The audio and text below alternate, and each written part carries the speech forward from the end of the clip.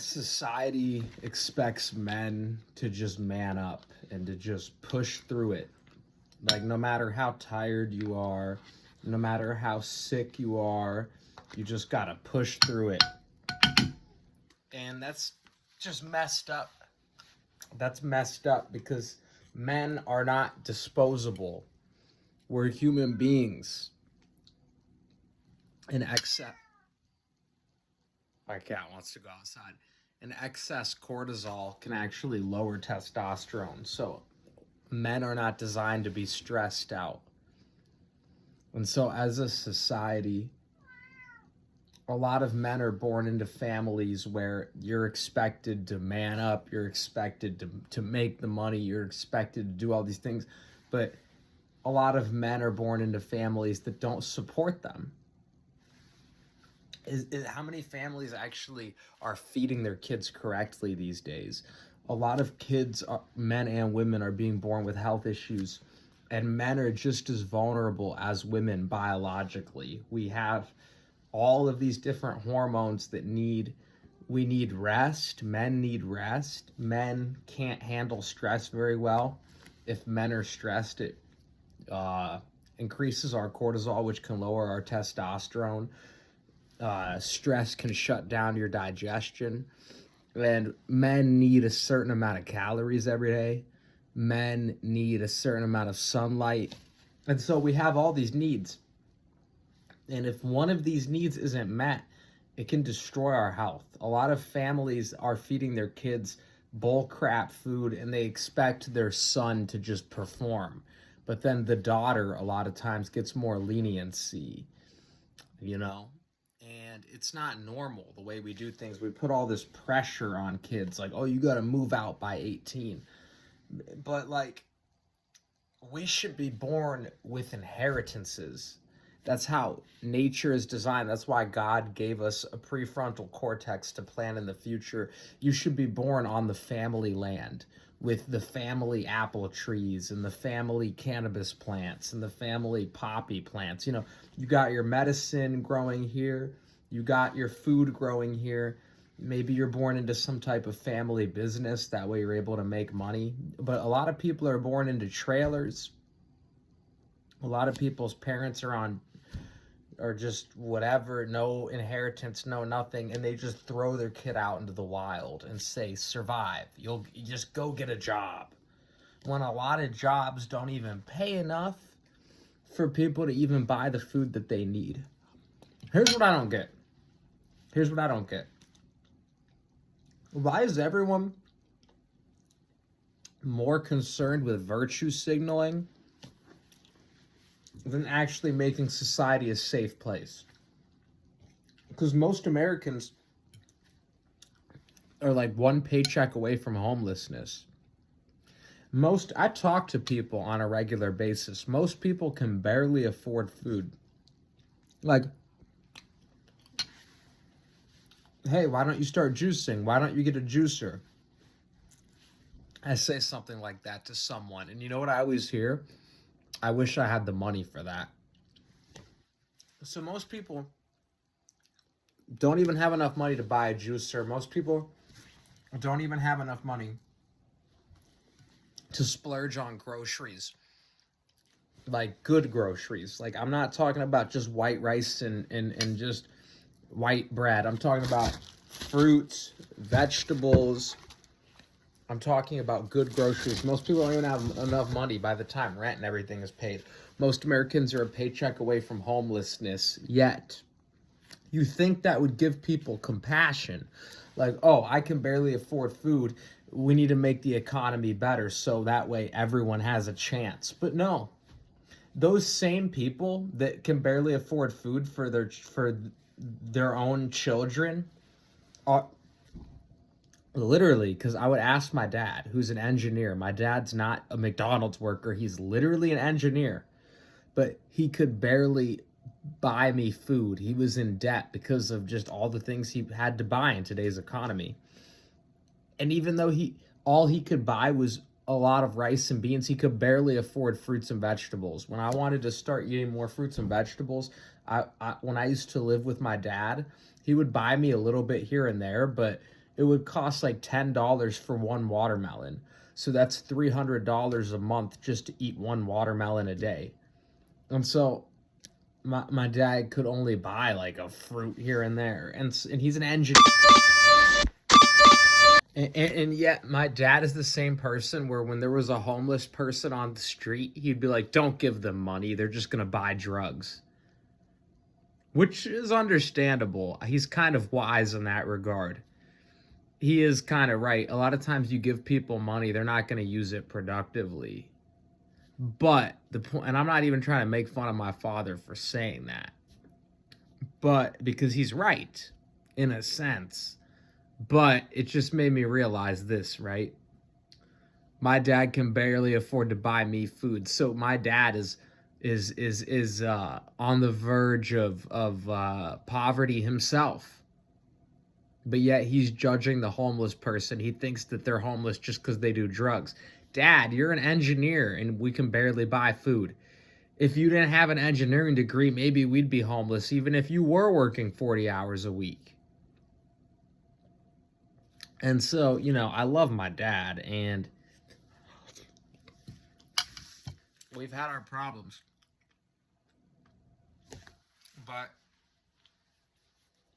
he's helped me a lot. But I'm using him as an example because it's like, he's literally an engineer. And we weren't able to afford food when I lived with him. I had to do work on the side to buy food. He was in debt. And so in today's economy, it's just fucked. It's just fucked because there's fast food on every corner. And you can get a burger for a few dollars, but the minute you want to get some cannabis, something to heal your body, or magic mushrooms, it's illegal in half of the country. So half of our freedoms are being taken away. And then the stuff that still is legal, because a lot of these healing plants are actually illegal. Like weed, thank God, is legal in New York. But even if you're in pain, you want to get opium, it's illegal. But yet you can get fast food on every street corner. And the stuff that still is legal, it's like $6-7 for one tub of greens. And it just grows. We could feed everyone for free. Look at how much money they're taking out of our paycheck with taxes. You mean to tell me there isn't enough leftover tax money to fund community gardens so everyone could just juice for free, so everyone could just eat for free? They literally take away almost 50% of every $1 million that someone makes. That's essentially robbery. Yet there's not enough money left over for free food for everyone, organic fruits and vegetables. I don't believe it. There is enough. We could have the Garden of Eden if we wanted it to be so. Where is our tax money going? And why is it that most Americans are a paycheck away from homelessness, yet you're judging the homeless person when you could end up like that? And you don't know what caused them to be like that. It could be one hospital bill. Maybe they got sick or injured. The healthcare is horrible. Doctors won't even prescribe pain medicine anymore, even to people who need it, just because 9% of people get addicted to opioids. We have 70% of the population in America is obese, but fast food is everywhere. There's barely health food stores anywhere. You have to Google it just to find one. And so that's what I'm saying is a lot of the stuff, the way things are, people think we're so evolved as a society, but there's a lot of, and in a lot of ways we are, I'll admit. It's pretty cool that you can just get in a car and drive it around. So I'm not saying we're not evolved. We are very evolved in a lot of ways, but there's still a lot of room for improvement. And anyone that thinks society is perfect the way it is, and that it's always the homeless person's fault, it's never society to blame. It's never the economy to blame. It's because they did drugs. It's because they didn't work hard enough. If we had a good enough economy, you should be able to do whatever drug you want and still be able to have shelter and food. Because everyone's body is different. How do you know that person doesn't need cannabis to feel okay? How do you know that person doesn't need opium to feel okay. Everyone's brain chemistry is different. If we had a good enough economy, you should be able to afford cannabis, opium, beer, and a house. You know what I mean? Whatever happened to back in the day where you could drink a few beers, party, hook, you know what I mean? Party, hook up with some girls, and have a bonfire out in your neighborhood and still have money left over to pay rent. Why is it now when you're homeless, it's, oh, he wanted to buy alcohol instead, it's his fault? Why isn't there enough money for alcohol and a home? Why does the economy have to be that bad that if you want to go get high, you can no longer afford a place to live? You see what I'm saying? We should have the freedom to put whatever chemical we want in our body. People eat fast food every day. Certain things like cannabis and the poppy plant and mushrooms, we co-evolved alongside with these plants, and they actually have benefits to them. Cannabis can heal a disease. Mushrooms can heal a disease. Opium can help people with chronic pain, and a lot of people have chronic health issues, and they need something to help them get through the day. And these things can have benefits. Even opium can even help with depression, I think, because it can help with your serotonin. That's why if you take painkillers and antidepressants at the same time, you might get serotonin syndrome because it can overload you with serotonin. But anyways, opium can even be used as an antidepressant. These things have actual medicinal value. But yet the government thinks they have the right to tell us what we can and cannot put in our bodies. But yet there's fast food on every street corner, but yet you can barely find a health food store anywhere. You see how it's all backwards? A lot of these drugs actually have benefits when used responsibly, like opium, magic mushrooms, cannabis, but yet they're demonized by society. But yet a lot of these foods are actually very toxic, like McDonald's and stuff like that, but it's openly accepted as okay, you know? And think about what that kind of mindset is doing to the environment. Think about what that kind of mindset is doing to our health, and think about what that kind of mindset is doing to the planet. Also, no man's an island. That homeless person is part of us. We're all one. And until we all look out for one another, then society might never be what it's supposed to be, because as long as we're all competing for resources, for basic things like food and shelter, think about how much stress that puts on the masses. And if we could use some of that tax money, because they're taking away like 38% of a millionaire's paycheck or something crazy like that. So if we could use some of that tax money to create free community gardens and free shelter for everyone, so they no longer had to worry about base survival necessities. Think about how many inventors might be homeless right now. You don't know what type of human talent is going to waste because that person is stuck in survival mode and all they can think about is how to get their next dollar. If we were able to free people up and create community gardens and shelters and stuff like that in society, so that food and shelter was a basic universal human right, imagine how much more time we would have to invent other things and have fun and party and socialize. A lot of people barely have time to socialize these days because all they do is work and sleep and repeat. It's like, we don't need to work that much.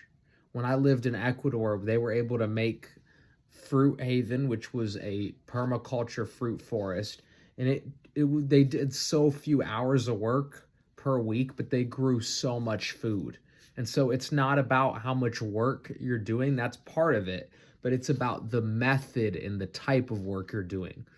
Because something like permaculture, where you're growing organic food in alignment with nature, in alignment with the soil, you can do 1 hour of work a week and grow the amount of nutrition that someone working 100 hours a week at a McDonald's factory would produce. So, in my opinion, we don't want to live in a society where people are forced to slave away. We don't want to live in a society where people are forced to slave their lives away. We want to work just enough to produce what we need to live in abundance. And that's why it's important to make sure we're doing the right thing, because you can work 80 hours a week, but if you're working for the McDonald's and Wendy's factory, which I don't blame you if you have to do it, I understand how society works these days. You need money to buy certain things, but I'm just saying, because people are forced into that position, they're working all these hundreds of hours, but it's not benefiting the soil, it's not benefiting the planet, it's not benefiting the health of the average population. And that's the point I'm trying to make, is it's not just about how hard we work and how hard we grind, but it's about the avenue.